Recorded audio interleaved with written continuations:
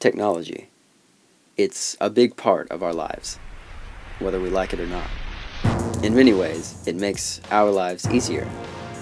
Many things that once took major human effort and time can now be done by devices that can fit in the palms of our hands.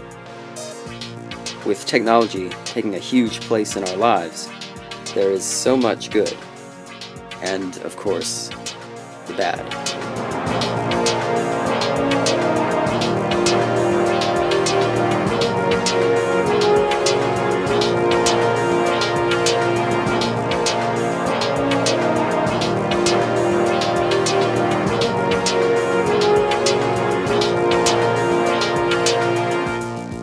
My name is Cain, and I love technology. I'm not really one of those people who obsesses over processor speeds or whether or not Apple is better than Microsoft. All I want is for it to work, and to work well. Technology works best when it gets out of your way. When it doesn't, it really isn't helping. That's what this film is about.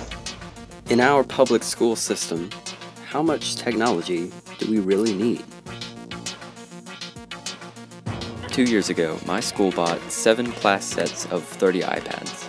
That's 210 $629 iPads, which adds up to $132,090. From personal experience, I've found the iPads to be more distracting than helpful, and I've never seen more than half of a class that uses them doing what they're supposed to be doing. And then there's these. 7 TVs are spread throughout our lunchroom and hallways and run a PowerPoint presentation throughout the entire school day. It barely changes, it barely updates. It's always been the same looping montage of pictures and scarce information about clubs and school administration.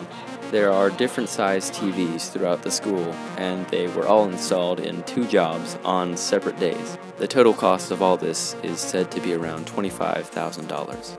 Now, I don't know about any other high schools, but mine seems to be heading in a very impractical direction when it comes to technology. Think of it like this. This is a Samsung Chromebook. I use one to do about 75% of all my work for school. It's only $250, holds a charge for the entirety of my school day, and while I do actually own an iPad, I always turn to the Chromebook whenever I want to get any actual work done. So let's just think about this for a second. The grand total for all my school's iPads, the OtterBox cases for them, and the carts that they're stored and charged in was $148,953. That doesn't even include the cost of all the paid apps that are on every tablet. If you spent that same amount on something like Chromebooks, you would end up with 595 of them. My school has 550 students.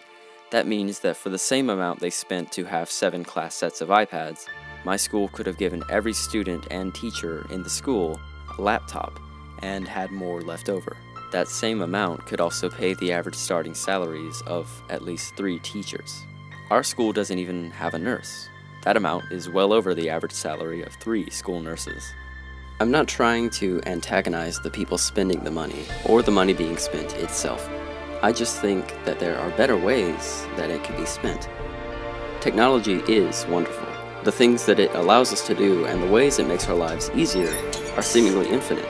But what I think I'm trying to say is that its use in the classroom doesn't make kids any more productive than they would be with a pencil and paper. Technology isn't at that point yet. It's still in a student's way rather than guiding them. But I think the future is bright. Hopefully one day, any money spent on technology for the classroom will be an investment and not a waste. Until that day though, me and my friends can keep on playing Minecraft.